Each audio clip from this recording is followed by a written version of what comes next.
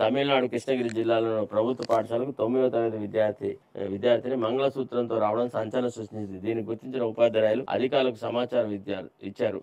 విద్యార్థిని వివాహం చేసుకున్న యువకుడు ఇరువైపుల తల్లిదండ్రులపై పోలీసులు కేసు నమోదు చేశారు. కావేరీ పట్టణానికి చెందిన 25 ఏళ్ల యువకుడితో పెళ్లి జరిగించినట్టు సమాచారం. ఇటీవల జరిగిన ఈ ఘటనపై బాల్య వివాహ నిషేధ చట్టం కింద కేసు నమోదు. ఇటీవల మనం గమనించాం కదా, తంజావూరు జిల్లా లోపల ఒక బాలిక మరుగుదొడ్డి లోపల ప్రసవం చేసుకున్నది. పిల్లవాడిని అంటే బయటికి పొక్కుతారని చెప్పేసి చెత్త కుండీ లోపల వేసేసి మట్టి కప్పిన సంఘటనలు, ఆమెకు రక్తస్రావం చూసి టీచర్లు విషయాన్ని గ్రహించేసేసి చెప్పడము, ఆ పిల్లవాడిని సురక్షితంగా హాస్పిటల్కు తీసుకుపోవడము, ఈ అమ్మాయిని హాస్పిటల్ చేర్పించడం చాలా వింత పోకడలు పోతుంది. ఇంకా కూడా బాల్య వివాహ నిరోధక చట్టం అనేది సరైన అమలు జరగడం లేదు. దానికి ఇది ఒక ఉదాహరణ.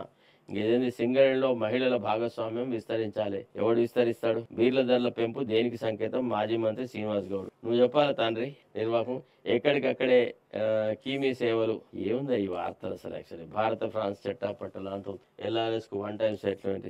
ఈ వార్తలు చదవడం ఎట్లా, దీని గురించి చెప్పడం ఎట్లా, ఇది ఏ రకంగా అసలు ఈ కార్యక్రమమే రాను రాను సర్వనాశనం. ఒక్కొక్క రోజు ఎంత దుర్భరంగా ఉంటాయంటే వార్తాపత్రికలలో ఏది ఉండదు అనమాట. అసలు పరిపాలన ఏమైనా చురుకుగా సాగితే, ప్రజాహితమైన కార్యక్రమాలు జరుగుతుంటే అమలు జరుగుతున్నప్పుడు ఫలాగా ఇప్పుడు నడకను చూసేసి మనం ఈ నడకలో వడితనం ఉందా, వేడితనం ఉందా, లేదా అసలు నడక నడుస్తున్నారా లేదా అని చెప్పొచ్చు. స్తబ్దంగా ఒక చోట కూర్చున్న ప్రభుత్వం గురించి ఏం మాట్లాడతాం?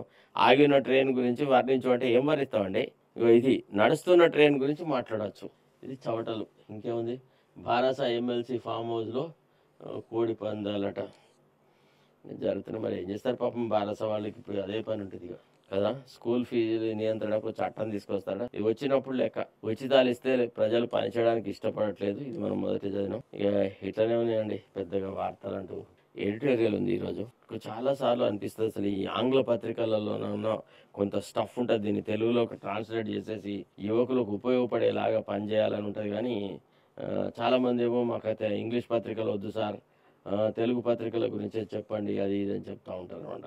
Governor signs ordinance to rein in lending firms, wilful violation, supreme court's queries expose pattern of obstinacy in Tamil Nadu governor's conduct. అంటే తమిళనాడు గవర్నర్ ఏ రకంగా అయితే రాష్ట్ర ప్రభుత్వాన్ని వంచిస్తున్నాడో, 12 బిల్లులను తన ఆధీనంలో పెట్టుకొని వాటికి ఆమోద ముద్ర వేయకుండా ప్రజాస్వామ్య స్ఫూర్తిని సర్వనాశనం చేసినాడో, దాని మీద ఈరోజటి హిందూలో ఎడిటోరియల్ అండి.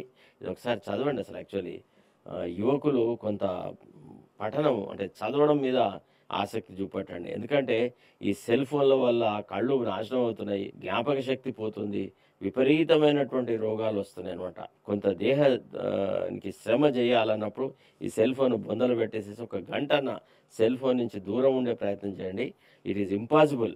నాకు తెలిసిన మేరకు ఇటీవల చాలామందితో మాట్లాడుతుంటే ఏ వ్యక్తిని కూడా మనం సెల్ ఫోన్ నుంచి గంట సేపు దూరంగా ఉంచలేము అని. అంతెందుకండి, పూజలు చెప్పే పూజారులే ఫోన్ల మధ్యలో హలో హలో మాట్లాడు, వస్తున్నా ఇక్కడ అయిపోయింది పూజ, ఒక 10 నిమిషాల్లో అయిపోతుంది, ఇక అయిపోయింది కథం, అంతే, ఏం లేదు, వీళ్ళే నేను వచ్చినా కానీ వీళ్ళు ఏది సరిగా రెడీ పెట్టలేదని మన మీద మనం పోసుకుంటూ మన ముందే మాట్లాడుకుంటూ ఉన్నారు. మీరు దేవాలయాలలో కానీ ఈవెన్ ఆపరేషన్ చేసే థియేటర్లలో కూడా డాక్టర్లు సెల్ ఫోన్లలో మాట్లాడుకుంటూ ఉన్నారు, జబర్దస్త్ కిట్లు చూస్తూ ఉన్నారు. రకరకాలుగా జరుగుతుంది. ఇక ఈ సెల్ ఫోన్ యొక్క విస్తరణ నలవిగా ఉంది.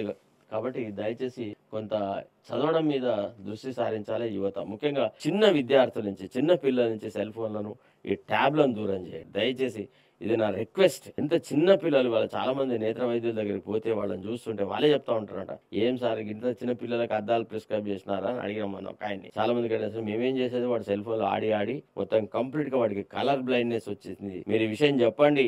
ఇది ఒక సామాజిక బాధ్యత. పిల్లలలో కలర్ బ్లైండ్నెస్ వస్తుంది ఈ సెల్ ఫోన్లు, ట్యాబ్ల వాడకం వల్ల. తర్వాత ఆ మోషన్ పిక్చర్ అంత ఫాస్ట్ గా వడివడిగా పోతుంటే మిషన్ ని మన గ్రహణ యంత్రాలు అందుకోలేకపోతున్నాయి అనేటువంటి విషయం మాట్లాడిన తర్వాత ఈజీగా సమాధానం దొరికేటప్పటికి మెదడును వాడడము. ఇప్పుడు రెండు అంటే వీడు కంప్యూటర్లో కొట్టి క్యాలిక్యులేటర్లో కొట్టి 4 అనే పరిస్థితి వచ్చేసింది. దయచేసి దాన్ని ఆపేసేయండి.